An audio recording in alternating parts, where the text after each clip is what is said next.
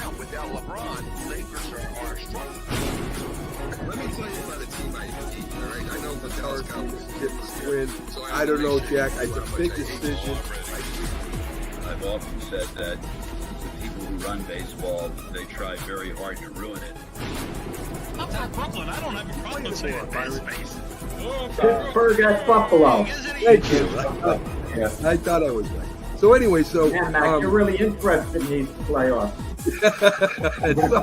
so This is a presentation of Northeast Streaming Sports.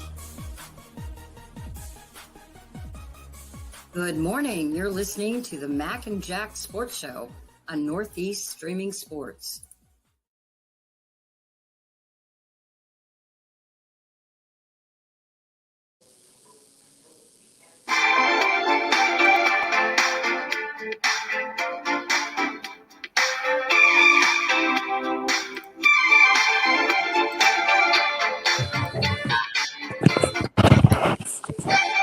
Well, we got it to hump day anyway, Jack. So here we are live on the National Streaming Sports Network Productions on the Roku channel and YouTube and every other place that we go live to during the morning. We'll be on other platforms later on as we share our show around.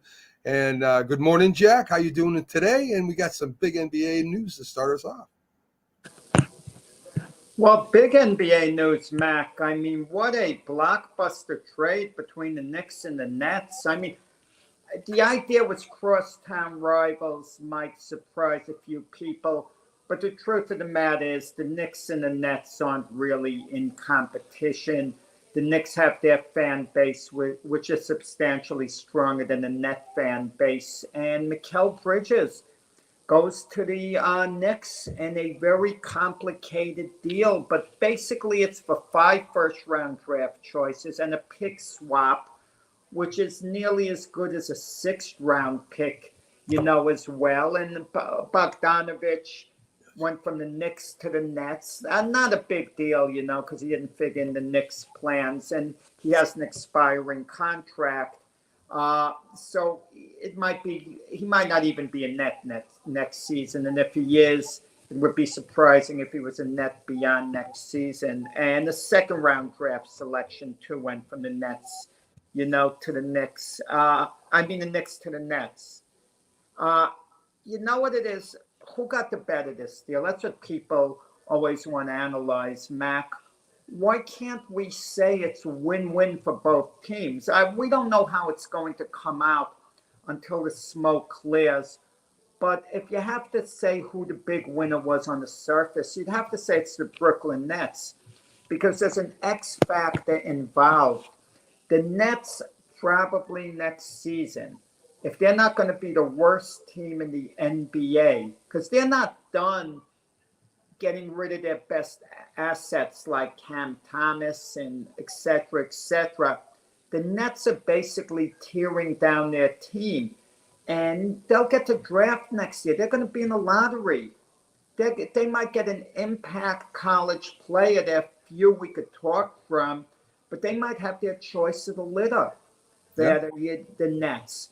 So in addition to getting all these draft picks, they have their own draft picks, and they traded with Houston also, a complicated deal where the Nets traded the draft picks, the number ones they got from Phoenix, to Houston to get back their own number ones. I got to the point, this is so complicated, Mac. I can't even explain it perfectly. Even when you read about it, you have to read about it like a second, third time before you could finally absorb everything going on. But the big question is this: does this make the Knicks a championship contender? And I'm not sure, but I will say this: it does make them the biggest threat to Boston in the East. I mean, before this deal was made, the Celtics are the clear-cut favorites. And if we had to say who is going to be the biggest challenger for the Celtics, we might say Milwaukee. Philadelphia's been eyeing a deal. We don't expect them to stay still. They've been linked to Paul George. They get Paul George. That would have made them the biggest threat. But now with the Knicks, to get Mikal Bridges, a 28-year-old, part of the Villanova connection. Yeah, Four players on the Villanova championship team there, and they might be getting a fifth one who they traded to the Pistons during the season, to get Bogdanovich, the Knicks. So there's a lot of excitement with the Knick organization, Knick fans, because the school of thought is this, Matt. If you have a chance to finally win a championship, you go for it. Because if the Knicks didn't do anything, chances are, they'll get in the playoffs. They'll maybe win one round. Same scenario. The fans will get tired of it. The organization it'll kind of go stale. But now there's energy because they actually have a chance to win the NBA championship. Would I say a strong chance? No. Would I say a legitimate chance? Yes. Well, Jack, first of all, to make it clear, the Knicks don't lose their first two draft picks, their first two first-round draft picks this year. It's next year. Then it's 2027, 2029, and 2031. So they still got their first two first-round draft picks this year. And, of course, we still got free agency coming up. I know they got to sign Brunson. I don't know what's going to happen with Hartenstein because they want to get OG Anunoby back in their clubhouse again. And of course, that makes the Knicks, as you saw last year when he played, a very, very good team. So a healthy Knicks team, we bring in Bridges. We still got two first-round draft picks, and we're going to talk about the draft next.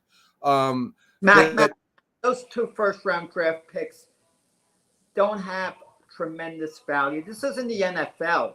The 24th and 25th. Right. NFL, you get two good players, two starters at 21, 25.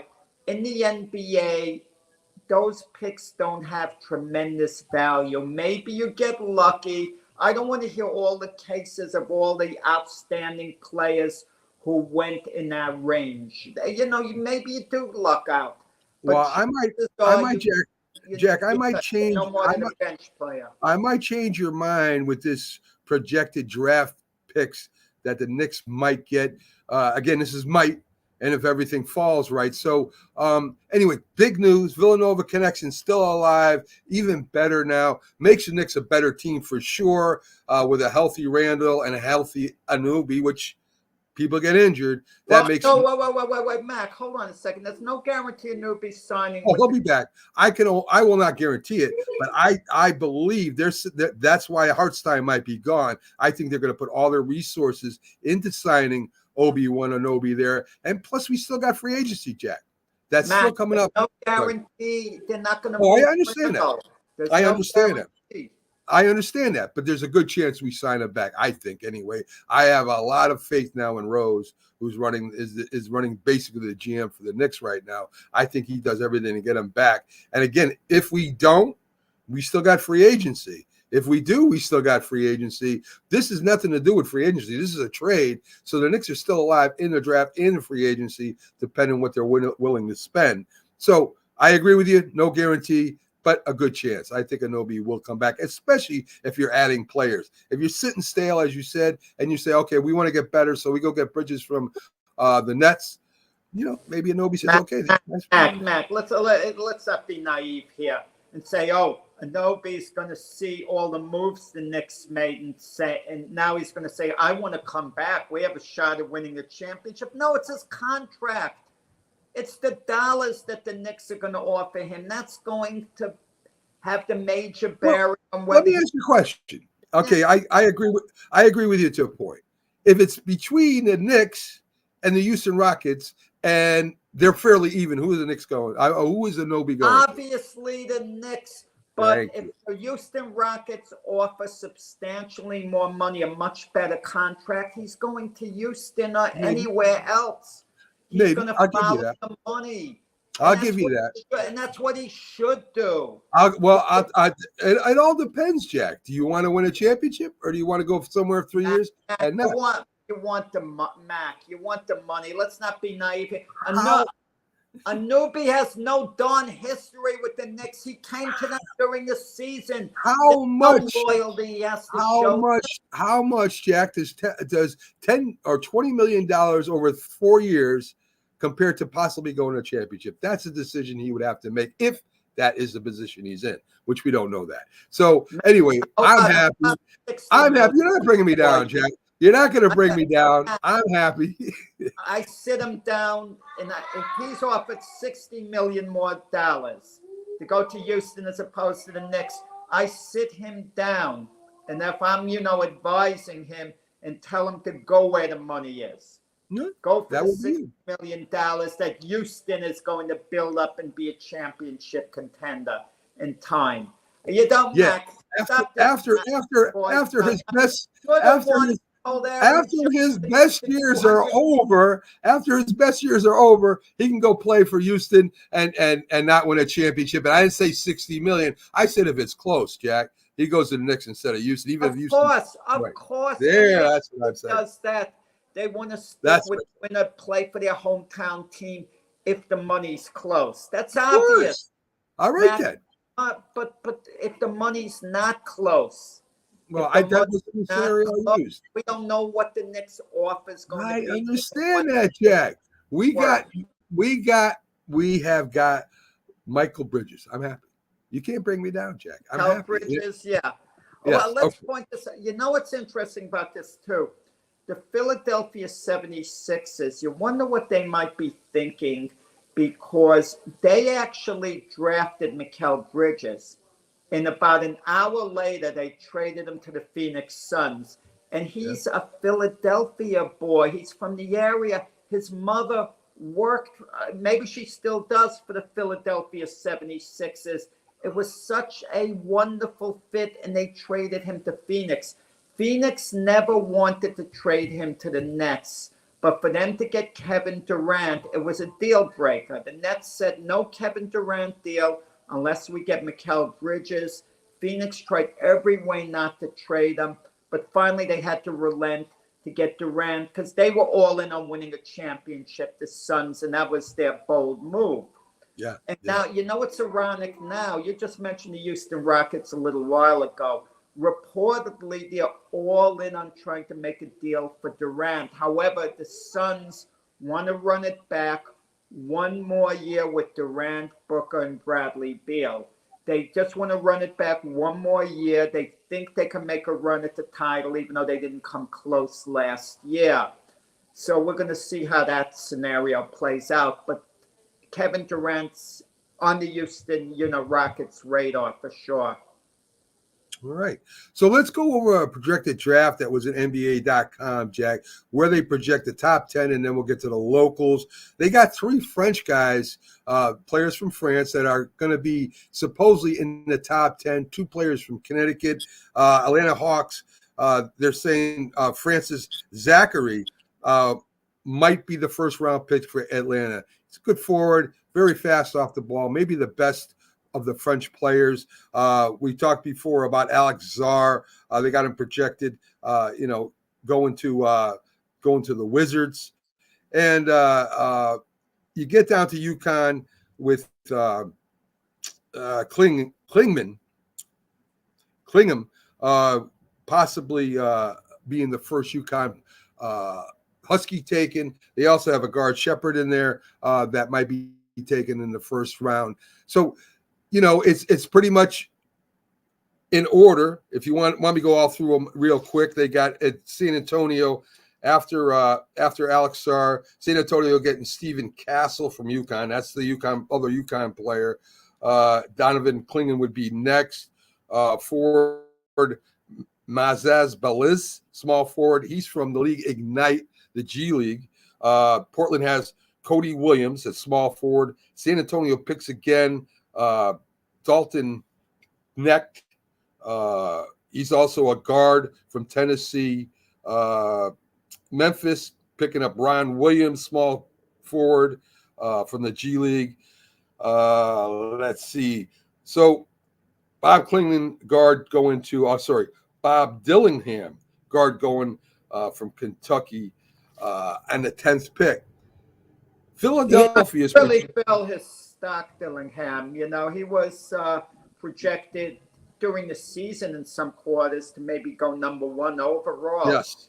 His Yes. stock really seemed to dip, you know, even though number 10 is still relatively high. It is. So local, the Philadelphia goes first pick at 16.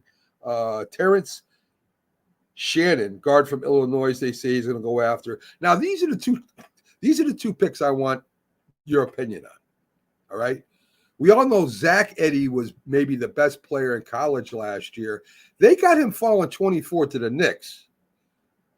Now, if that is so, if that happens, I guarantee you maybe Hartstein or Mitchell, who's been talked about getting traded away, one of those two are gone. And if the Knicks could get Zach, if they could get him, I mean, what a pickup that would be. You would see a player that could instantly come in, not great, but be an asset for the Knicks right off the rip, Jack, if that happens. You know, I'm baffled that he could possibly fall that far. That's what I thought. Projected to go about number 15, maybe the Miami Heat. But it kind of makes you think, Mac, are we smarter than all these scouts? I mean, how can he fall that much where he could actually go number 24 unless he has off-the-court issues, which apparently he doesn't have, which I don't understand that, you know, in past years, a center like that, you build drafts around. They go very high. And, you know, he carried Purdue to the title game. Yeah. And I just don't understand the whole logic behind him, having watched him play, how on earth he could possibly fall, you know, that far. I can't see him falling to the Knicks for the life I of me. don't either. I don't can't either.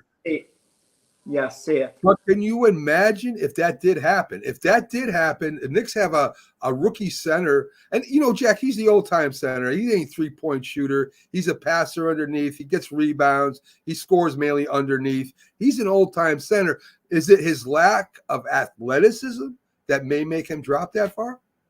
Perhaps. But a moment ago when we were talking about draft picks and I said the Knicks go 24 and 25, those picks, you know, maybe really aren't worth that much. I'm going to correct myself to an extent. Individually, once you pick that far down in the draft, it's hard to get an impact player. But if Zach Edey's available at around number 16 or 17, you know, the Knicks could call the team ahead of them and offer a package. We're going to give you the first round, the 24th and 21st pick, in exchange, if we can move up and have like your 17th overall pick, right, for example, just to jump some other teams to get the one player they want. A lot of times teams don't want to pay, you know, a couple of contracts, first-round contracts for later first-round picks because they feel they might not be using those players, especially a team like the Knicks. It's hard to envision whoever they would draft 24th, 25th playing a lot. Right. You know, so, you know, we'll see. But Zach Edey, you know, very intriguing. And I just don't understand him falling the way he has. I thought he was, as you said, he led Purdue to the championship. I mean, Purdue didn't have a chance against UConn overall, team versus team. But that wasn't Zach Edey's fault. He played pretty well in the finals. I thought he'd be a top 10, like, me you too. know, 8th, 9th, you know, whatever. But I just don't get it. I really don't. Maybe they look at him as a rotational type player. They don't think he can dominate in the NBA. Maybe they don't think, you know, he plays that well off the ball. I don't know. They have their things with the scouts. But I agree. Yeah. I agree, Jack.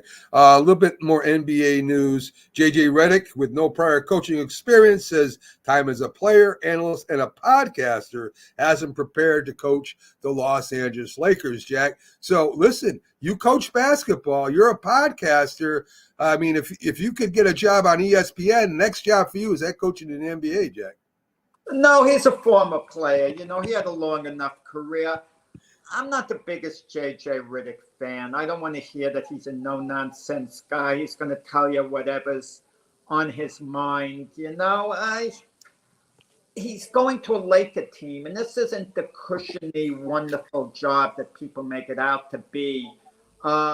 Frank Vogel wins an NBA championship. He gets fired a couple of years later. Devin Ham last year wasn't like they were terrible. They were what, 47 and 35? Yeah. You know, they weren't bad, but they lose to the Denver Nuggets in 5 games in the playoffs. A very strong Nugget team, and the coach gets fired. Yeah. Hey, you know, it's like they're looking for answers. Right now, it's a honeymoon period. He's not going to get fired after 1 year. But what happens if the Lakers aren't progressing by their second year? There's going to be a lot of criticism of J.J. Redick, like there'd be with any coach. And J.J. Redick's no-nonsense style of barking back at reporters just isn't going to cut it. If you're a winner like Bobby Knight or Bill Parcells, you could come back at the reporters. You could go right back at them. But if you're J.J. Redick and you don't have the resume that those guys have, your loud, authoritative voice isn't gonna save the day for you. It's gonna backfire on you. It really is. So J.J. Redick is going to, you know, I don't want to say improve his people skills, but his forceful personality isn't going to cut it with the media. I'm going to tell you that. It could be good on First Take opposite Stephen A. Smith when you're debating a topic. A good forceful personality is fine, but not when you're going back and forth when your team has lost 4 out of 5 games and the media is asking you all these questions and your attitude is, you never played the game. What do you know? Who are you to question me? What did you ever do in your athletic career? I'm acting like JJ would now. That's not going to cut it. I agree, Jack. And Kenny Atkinson, one of your favorite coaches, is now head coach of the Cleveland Cavaliers. Interesting. Very interesting. That's going to be good. And the big sag in Cleveland has to do with Donovan Mitchell. They want to sign him to an extension. If they don't, it's obviously a step backwards. Would they be in a rebuild? But, you know, Kenny Atkinson's very good with the big men. So he'll be really good with, you know, Ivan Mobley, who's a, you know, excellent rebounder as is. You know, he'll be really good there. Oh, I think he's a very good coach. Cleveland will definitely improve. There's no doubt about that. Well, Cleveland wasn't bad. I know. Yes. They beat Orlando they got to the playoffs, beat Orlando there, lost to the, you know, the eventual NBA champions Celtics in 5 games. So, I mean, there are pieces in Cleveland, you know, to work with. Definitely. I agree. So we didn't get a chance to talk about the NHL playoffs at Florida, you know, wins game 7 coming, you know, after Edmonton pushes them to the 7th game, 2-1. That's their first Stanley Cup. You know, Connor McDavid gets the MVP. Let me get the award here, what they call it. The Conn Smith Trophy. Yeah. Despite losing. A lot of people had a problem with that, Jack. It's for the playoffs. I think Connor McDavid, no matter if you don't like him personally or not, I don't care. I think the guy is a heck of a leader and did have stats good enough to win the MVP, even though they didn't win. And I think that's the rub, Jack. A lot of people think if you lose, you shouldn't be the MVP. And I don't know if that's true or not. Maybe so, maybe not. If he was the best player, if he's the reason why Edmonton, you know, challenged, you know, the Florida Panthers when Florida Panthers were expected to win, maybe he deserves it, Jack. I don't know. Yeah, I've talked about this in the past, what an MVP should mean. Is he a difference maker in the series? I keep pointing out to a player like Ohtani getting the most valuable player award when he was with the Angels. The Angels didn't need him to be as bad as they were. He didn't elevate the team at all. He helped them at the box office, but that has nothing to do with being the most valuable player, okay, for a team, unless you're taking that into consideration, attendance and people who would show up. With Connor McDavid, had the Edmonton Oilers lost in 4 games, 5 games, went out timidly, and he played great, I would have said it doesn't matter. They would have, with or without him, it didn't matter. But they went to 7 games, lost by 1 goal. In 7 games, they came back from 3-0. He sparked the team. So I'm okay with him getting the MVP, because if Connor McDavid wasn't there, chances are they wouldn't have taken it to a 7th game and put such a scare into the Florida Panthers and just barely come up short. There's precedent from long ago. Jerry West, who recently passed away, he was the NBA Finals most valuable player during Bill Russell's last series when the Celtics beat the Lakers in 7 games, because West was the best player in that series. In the 7th game that the Lakers lost by 2 points, he scored 45 points in that game. The reason the Lakers came so close was because of him. So it's not always winning or losing. You prefer to give it to a player on a winning team. But if it's a player on a losing team, was he a difference maker? Did he nearly get your team to where they wanted to go? And if he wasn't with them, would they have even come close? That's what you got to ask. So I'm okay with Connor McDavid getting this award, because if you weren't giving it to him, now you're going to kind of have to search who to give it to. You're looking at different people, or you're looking at the goalies, other players, and it's not as clear cut. Yeah. And there was debate on the Super Bowl between the Eagles and the Chiefs. If that fumble didn't happen, and if the Eagles still lost that game, would Jalen Hurts maybe been the MVP of the Super Bowl? They would have been the MVP at the Eagles won, but they didn't win. In that case, Jalen Hurts absolutely should not have gotten the Most Valuable Player award. Absolutely should not.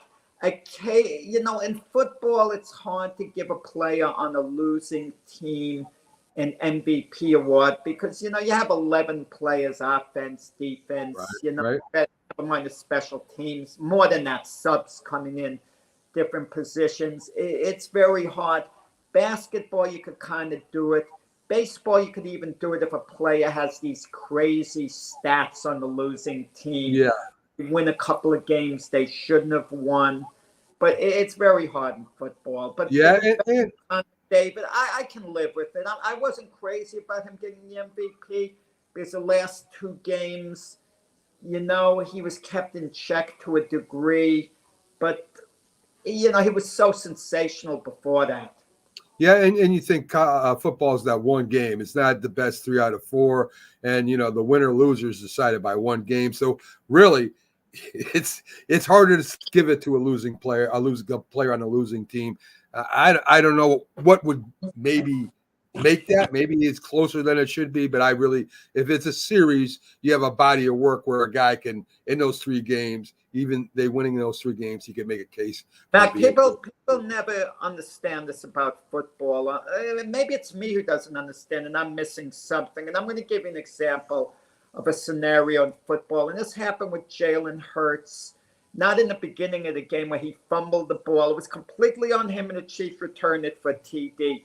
That is devastating. Imagine you're a team, you have the ball the first possession of the game, and the quarterback just fumbles the ball. It slips out of his hand. The other team returns the ball all the way. You're -7 now on offense, -7. So the next time you get the ball, even if you drive your team down the field and get a touchdown, there's 2 possessions and you're just even. It's like you didn't move the ball. And then if you score a touchdown on the next possession, the 3rd time, it's like you have 7 points on 3 possessions. But people might say, oh, how great he is. Look, he led 2 drives in the 2nd and 3rd possession. But if you fumble and the team returns it all the way, it is devastatingly bad. You can make it up later on, but I don't want to hear how great the quarterback is, because he caused so much damage on that fumble that was returned all the way, like what happened with Jalen Hurts in the Super Bowl.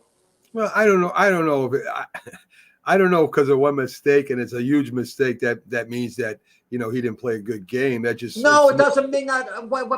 But listen, 3 possessions.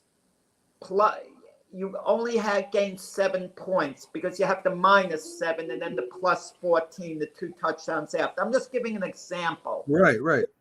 People are very dismissive of something being returned, a kick or something returned all the way, but that's football. That's another topic. We should get Very that true. time. Very true. So let's get a little MLB news. Subway Series happens. Garrett Cole's on the mound. And it seems that Garrett Cole has a problem with the Mets every time. He's got his highest ERA is against the Mets. And Wednesday was no different as the Mets won the game 9-7, despite Judge's grand slam that kind of put them back closer than they were. They ended up losing 9-7. I'm not reading a lot into it, Jack. That's his Cole's first start, and he's going to have some bumps in the road. He went against the worst team he could as far as his history goes. We'll see what happens. It's only a 2-game series. We'll see what happens tonight. It's just fun for New York. It really doesn't matter in each division really that much, except we lost one and the Mets won one. But the Yankees have not been winning as much as they did as of lately, and the Mets are. The Mets have a nice little winning 14 out of the last or 16 out of the last 20 games. I think it was 14 out of the last 20 games the Mets have won. So they're clicking in, and the Yankees are kind of on a roller coaster right now, up and down, Jack. Yeah, I'm a little alarmed with the Yankees. With Stanton out, people don't realize how valuable he was to follow Soto and Judge. But Deo isn't hitting now. He's been in a bad slump. And then you also look at DJ LeMayo. He's been terrible since he's come back. And you look at that lineup. Grisham can't hit his weight even. Yeah. And I'm a little alarmed. The bottom of that order is very, very weak. Yeah. And I'm a bit alarmed, with what I see. Cole was just bad yesterday. It happens. He's coming back from the rehab.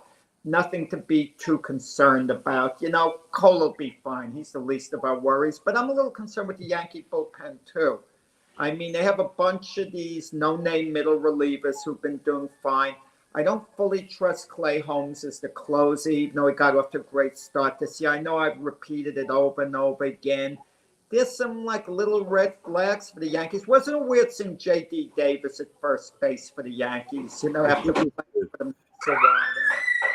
That was definitely weird seeing him there. But of course, they're having a little problems there. As you meant, DJ LeMayu and not hitting and that contract doesn't look that good anymore. The contract they signed him to after that one good year he had, it's not looking that good for the Yankees right now. But I'm not. Contract? Wait, the DJ LeMayu. Yeah, but at the time, $15 million a year for 6 years wasn't a bad deal. Wasn't a bad contract for the Yankees.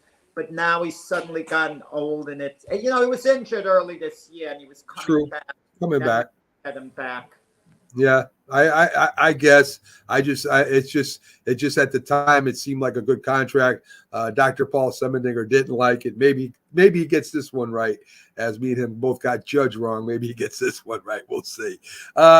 So anyway, normie celebrations. I'm gonna go back a couple of games here, Jack. Normally celebrations, when teams have celebrations, for some reason or another, they lose. Maybe it's because they're all in a celebration or not. But the opposite happened as the Celtics came in and they, had that kind of tribute to the Celtics in Boston. They brought out the championship trophy. Tatum and, of course, Brown were there. They threw out the first pitch. And I thought, here we go. Boston's going to lose this game because they're all thinking about the Celtics. Well, Boston wins with a walk-off hit. And then in San Francisco, they're sporting their new Willie Mays patch with the number 24. They win, coming back, scoring 3 runs on the Chicago Cubs in the 19th. And again, they win again last game 5-1. What happens? What do you think will be said if the San Francisco Giants go on a winning streak and all of a sudden are back in the wild card conversation, maybe make the playoffs this year? Is it the ghost of Willie Mays, Jack? Is that what happens? No, nothing at all. It's nonsense altogether. I mean, Willie Mays only won 1 World Series when he was with the Giants. That was 1954. So, it's a fun thing to talk about. Look, I believe in stuff like that to a degree. I'm going to give you an example, okay? 1977, I went to the World Series games of the Yankees and Dodgers. In the 6th game that the Yankees won, The 77 Yankees were the 50 years removed from the 27 Yankees, the 50th anniversary. What happens in the deciding game? Chris Chambliss, their first baseman, the position Lou Gehrig played, hits a homer. Babe Ruth, the right fielder, the position Reggie Jackson played, Jackson hits 3 homers. And I'm thinking this is a reincarnation. This is definitely it. The babe is in Jackson's body. Everyone knows that. And Gehrig is Chris Chambliss. Yeah. And the last home run that Reggie hit was a Babe Ruth special into the center field bleachers. I believe there was something to that. Yeah. I really did, as weird as it is. Hey, Willie Mays only won one World Series with the San Francisco Giants, but there was only 2. There was a pennant. You won the pennant, you went to the World Series. There were no playoffs. That's changed since then. So if the San Francisco Giants can just get into the playoffs, that's all the team has to do now, Jack. Gets hot and maybe makes her. Nobody thought the Arizona Diamondbacks were going to World Series. If that happens, I guarantee you, people out there going to be say, hey, Willie Mays was instrumental, and then get into the playoffs and possibly get in the World Series. It's not Well, unsafe. you never know. No, it's always possible. Look, Blake Snell, the 2-time Cy Young Award winner who they signed as a free agent in the offseason's been injured. He didn't have a regular spring training because Scott Boras held him out to the very end. And maybe he comes back and he regains his Cy Young form. Michael Conforto's there. Has an option to become a free agent at the end of the season if he wants another Scott Boras client. Maybe he puts it all together, as the year goes along. And they got Yaz's, grandson, Matt Chapman, the whole bit. I mean, it's always possible. I thought with Scott Boras holding these guys out into spring training, if I'm a team, I don't get desperate and sign a guy who's missed most of spring training just before the year. Because by missing spring training, he's not going to be the player you want him to in all likelihood. Yeah. What's he going to do? Take a crash course because he works out on his own, play a couple of weeks, and then be back to normal? Look what Blake Snell, maybe he wouldn't have been injured had he had a full spring training. Jordan Montgomery, another guy that Scott Boras held out and signed, once spring training began. He's not having a good year for the Diamondbacks. True. It's very true. Tennessee beats Texas A&M in the World Series. I think it was 6-5. We really don't cover college base. Many people. If it wasn't for ESPN 3, 4, and 5, a lot of people would not even pay attention to this too much, except for the college baseball fans. And of course, you have the MLB draft, and then you got the minor leagues. It seems like a long time till you see any of these players make it to the major leagues for the most part. I mean, some do make instant impacts, but not too much, Jack. So Tennessee does win its first World Series, College World Series, beating Texas A&M. So that's it's interesting with college baseball. College football, you draft a player, you expect them to play immediately and make a contribution. In basketball, also to a large degree. Baseball, it's rare that a guy's going to come right out of college, join the big league team, be in the starting lineup, being in the starting rotation. It's always a developmental thing after college. I agree. I definitely agree with that. So I just want to mention this really quick in boxing news. Roy Jones Jr.'s son dies, apparent suicide. And Roy Jones Jr. says, I don't care how bad your life. A lot of people have it bad.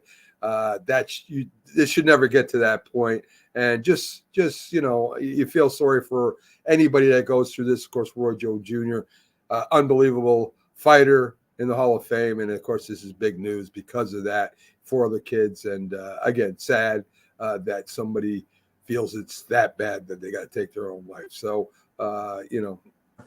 it's just awful. I mean, that's awful. It's just terrible. What do you really say, right? So let's talk a little bit about football, Jack. And this, I think, will spar a little kind of debate in Jaden Daniels, Commanders quarterback. gives his top 5 quarterbacks of all time. I love this kind of stuff because it's impossible to give you a top 5 in anything. There's gimmies, right? Tom Brady's near the top. He's in the top 5. We know that. That's a gimme. Everything after that to me is arguable. But here's Jaden Daniels' top 5. Number 1 is Lamar Jackson. Lamar Jackson to him is the number 1 quarterback of all time. And he put in Brady. He put in of course, let me get this here. Let me get his top 5 so I say it right. Montana, that's a no-brainer. So he's got Brady, Montana, Lamar Jackson, and 3 of his 5. Michael Vick is in his top 5 quarterbacks of all time. I hope that Jaden Daniels, this isn't showing his football intelligence, because to put Lamar Jackson and not Patrick Mahomes in there right now, and to put Michael Vick in his top 5 of all time with all the quarterbacks out there that you could say was in top 5. Peyton Manning was his other quarterback in his top 5. To say those two right now being top 5, I'm going to watch. He's entitled to his opinion. Let's make it clear. Come on. Maybe all I could say, if I want to give him the benefit of the doubt, maybe he was saying his 5 favorite quarterbacks of all time. You're entitled to have anyone you want as your favorite quarterback. Right. That's what it is. It could be anyone. But I tried to make a case for everything. If I had to make a case for Jaden Daniels, as hard as it is, I would say, well, Lamar Jackson is a 2-time league MVP. So and he's the greatest running quarterback of all time. You know, if I'm making a case, maybe the greatest. All of a sudden, it doesn't sound that ridiculous, even though, believe me, I wouldn't put him in my top 5. Believe me, I'm not. But if I have to make a case, you know, it's hard to argue against, wow, the greatest running quarterback of all time and a 2-time MVP. No, he's not. Michael Vick, the second greatest running quarterback. Well, you know, it's hard. It's hard. At least he picked, you know, Montana and Brady. Good. Yeah, and Peyton Manning. And Peyton Manning that's Manning. Okay. How he puts someone, you know, Vick and Jackson ahead of Patrick Mahomes. Oh, man, I mean, what could I tell you? Maybe he's got Mahomes 6th. Okay, maybe he's got Lamar Jackson 4th, Vick 5th, Mahomes 6th. I don't know. I'm a little worried about the Commanders' offense. I'm worried a little too. I'm a little worried about that. Yeah, really meant it. So, of course, Carolina agreed. The Charlotte, the board that approves the city council agreed to pay the $600 million that it would take to renovate their stadium there in Carolina, and that was contingent about Tepler having to put $150 million up front, which he has no problem doing that. So the Carolina Panthers, it looks like, it hasn't been approved yet. I mean, it hasn't been signed yet, but it looks like they're going to stay in Charlotte. So David Tepler and his band of married men will be there. I guess Sonia Pearson, our Carolina Panther fan / podcaster, will be happy with that. So I'll be able to tease her about that on Sunday anyway. So Isaiah Buggs was released from the Kansas City Chiefs, a defensive lineman that had been charged in the case of domestic violence and assault and all that good stuff. But Rashid Rice is still there, Jack. Isn't it crazy? As you said before, it depends on what position you play and the amount of talent, or you know. Well, Rice, he's more important to the Chiefs. You know, they count on him as being a weapon for Patrick Mahomes. Right. That's why he's there. Okay. Right. And Bugs, they just see you later. So the Chiefs make that choice. Anyway. Jack, real quick. I know we don't like talking about let me go back to boxing for a minute. Let's see. Of course, Jesse Bam Rodriguez says sharing the ring with Juan Estrada, Francisco Estrada, is going to be an honor, but it's going to be action-packed. Here's a kid that's not talking trash, Jack. I think it's smart. If I was boxing or playing anybody, I don't want to give him any more fuel. I mean, he's going to go in there to tear your head off to begin with. But I'm glad I'm boxing with it. That. To me, this is the right way to do it. I don't know a lot about Jesse Bam Rodriguez, not as much as you were guaranteed. But anyway. Outstanding 115-pound fight in the super flyweight division. But trash talking isn't his style. It's just not his style. And, fighters have to be held accountable for what they say. If you say your opponent is a bum, he's got nothing, I'm going to beat him easy. And then if you do that and you beat him, I'm not going to give you credit because I'm going to say you even said he was a bum beforehand. Don't tell me afterwards he was a great fighter and you were just promoting the fight. The guy was a bum like you said he was. You get no credit at all. Right. I like Andre Ward used to have a good attitude. He used to build his opponents up, how good they were. And then if he beat them, give him the credit that he beat a really good guy. I mean, that's the attitude to take. You mentioned a good point a while ago, Mac, a little while ago. They're going to try to hit you as hard as they can anyway, no matter what you say. I don't think the fuel thing adds a great deal to it. I mean, I don't want to hear an opponent's going to put more into his punches because you insulted him. He's going to try to get you out of there one way or the other. This is where I might disagree with, because I said it, so I agree with it. But this is where I might disagree or might have a question about it.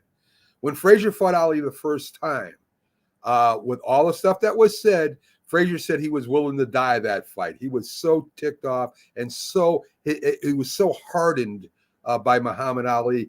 I think you could actually hate somebody or almost hate somebody so much that no matter what, you're going to prevail or you're going to die trying. And I think maybe in that sort of case, Jack, and you watched the fight live, there was no stopping Joe Frazier that day. And I think that helped. You make a great point, Mac. In that particular instant, I never gave it any thought. What if Ali had been so complimentary towards Frazier all along? That's something I should talk with Frank Latour's Ungloved Fist. Would we have seen the same Smoking Joe that night? He would have still been in great condition. It would have been a big, big fight. He would have been ready to give it all he had. But maybe the extra few percent are willing to die. He was willing to die in the ring that night. I mean, he put out so much into beating Ali that night. Would a tiny edge have been lost had Ali been complimentary all along? That's a great point. That's something I guess we'll never know, but hey, you make a great point.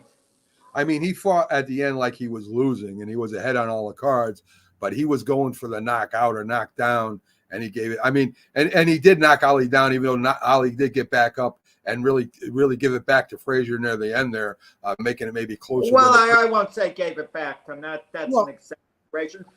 Despite what Ali said and so on, Frazier won the rest of the round after knocking Ali down. Frazier got the better of it.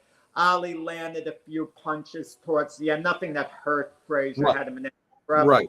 It was a question both guys were exhausted by the end.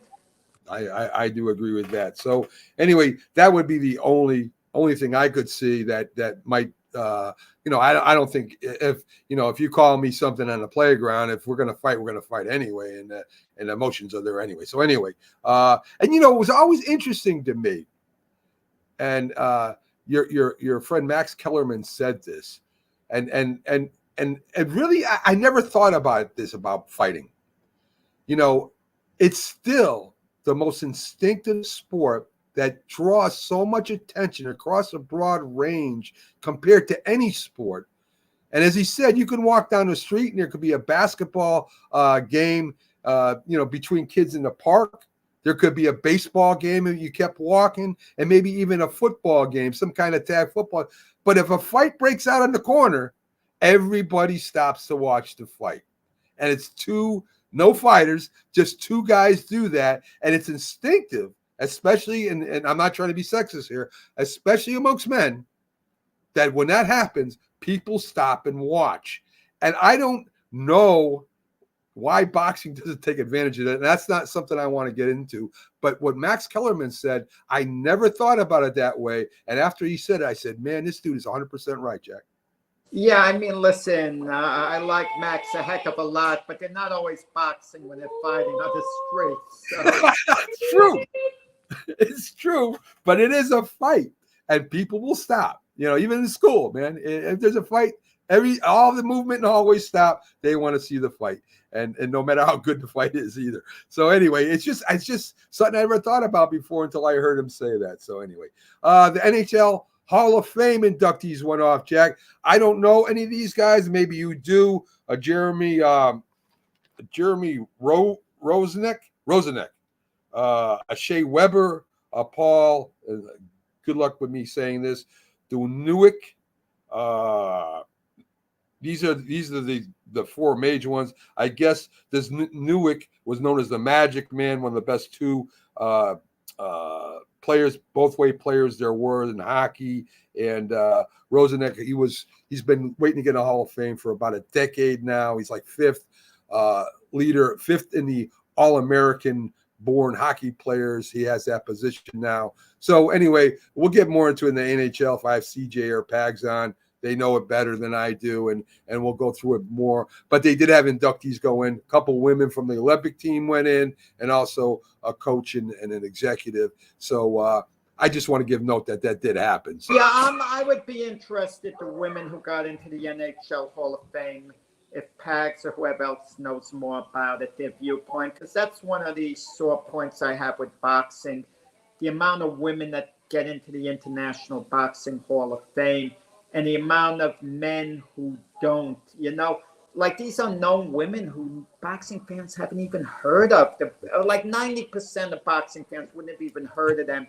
They get into the International Boxing Hall of Fame, and someone like a Jerry Quarry doesn't get in. Yeah. Put them on the ballot with men. Someone like Christy Martin's very worthy of getting in the Hall of Fame, and she is in. But you look at the rest, with these women, and, and when I get my ballot for the women, I'm thinking like, who are these women? I got to start researching 90% of them. Yeah. And I just don't like the individual thing for women and men together, because women boxing hasn't evolved yet. It hasn't taken off. There hasn't been a tremendous amount of growth. I mean, we see more fights exhibited. We don't even know what weight classes these women are in. I mean, I could start naming a few women and so on, but it seems like they have such an easy path to get to the Hall of Fame as opposed to men. Because there's so few of them and so few known. I agree, Jack. And hockey's the same way. Female hockey, they were both on the Olympic teams, I think 2002 and 2006 or something like that, where they won the Olympic gold, and that's what got them in. But as far as female hockey goes, professional hockey or whatever, that's not really has taken off. College female hockey, I mean, for the school, it's great, but it's not really known. So I agree with you. There's, in trying to make things even so much, they do the opposite, right? They don't make it even. Yeah, like equal. By trying to have equal rights, sometimes it works backwards, like you're saying. And you're discriminating against someone else, actually, in a certain sense. By trying, it's the Robin Hood formula. Oh, the poor need help, so you take from the rich, Sure. And that just doesn't lead to honesty when it comes to certain things. Last thing we'll talk about here, Mike McCarthy has finally had enough with Jerry Jones. It's starting to bug him now, he says. Of course, he's in the last year of his contract. Yes, that it reportedly, Mac. There's no evidence he said it. It's true. Maybe it's true. There have been reports. Right. Well, I mean, clarify. Don't say he said I've had enough. He's tired of he would get fired immediately. You can't just fire him for saying something, Jack. Yes, you can. No, there's a contract. Jack, there's a contract. There's a contract. You can fire him. Left. You can fire him. You can fire him under certain things. There's a contract called breach of contract, Jack. There's certain things you can be fired He for. would get paid. He'd get paid for the year, but they could fire him. Well, then okay. So firing and Doesn't being want to let get go, fired. it's He's the not gonna same get thing. a- But I think he's tired of it. And I'm glad he finally said something about Jerry Jones being butting in all the time. If he did, I'm not. Reportedly, someone is saying something, and maybe that's the case. I'm not saying it's not, Mac. Yes. I'm not saying not, but he wouldn't publicly say anything. I've had it with Jerry Jones. He's this, he's interfering, blah blah blah. If you win a Super Bowl, someone like an Andy Reid, if he was annoyed at the chief ownership, and odds are he isn't, but let's say he was really ticked off at him. Andy Reid could be independent enough by saying, I've had enough of these guys already. I mean, these guys are constantly interfering, because he has back-to-back Super Bowls, so they can't really fire him in that instant. Well, Jerry Jones could. He did it with Jimmy Johnson. Well, that wasn't exactly a firing, Mac. Come on. A mutually ugly parting of the ways, because Jimmy Johnson wanted out himself. Because Jimmy Johnson had enough of Jerry Jones, and that's basically correct. And you know what I like? What I get a kick out of hearing now, that the two of them are just, kind of like complain, they're making so nice to one another now. There was never any real major problem. We worked together, as a team. We did this, we did that together. I don't want to hear that at the end. That wasn't the case. But now it's like revisionist history. They're making things a lot different as far as how their relationship was. But look, I'm glad there was peace, and Jerry Jones eventually put Jimmy Johnson in the Cowboy Ring of Honor. Guys want to get the Cowboy Ring of Honor so badly, but what does it really mean when you think of it? One person makes the whole decision. Jerry Jones. It's a Jerry Jones Ring of Honor. It is. Think of that. It's called the Cowboy Ring of Honor. It's a Jerry Jones Ring of Honor. Did they have a Ring of Honor before Jerry Jones was owner, Jack? I think the Cowboys started it. They started it. Jerry Jones started it. Gil Brandt advised him what to do, and Gil Brandt gave him good advice. He was in charge of scouting for the Cowboys, legendary guy in the organization. He said to be sure you keep it short, the list short. You don't put a lot of people in there, because it has more value if you don't. That makes a lot of sense. And of course, as far as Jerry Jones and Jimmy Johnson goes, absence makes the heart grow fonder all the time if you're not dealing with everything. So, folks, we're going to get out of here. After us will be Coffee and Sports. We have a big lineup on our Roku channel. And today is Wednesday, goes from morning till night into the morning. So stay tuned for Coffee and Sports. Have a great Wednesday. We'll see you. Me and Jack will see you back here live on Friday. And, of course, we'll go into the weekend with you guys. Have a great Wednesday. We'll see you soon.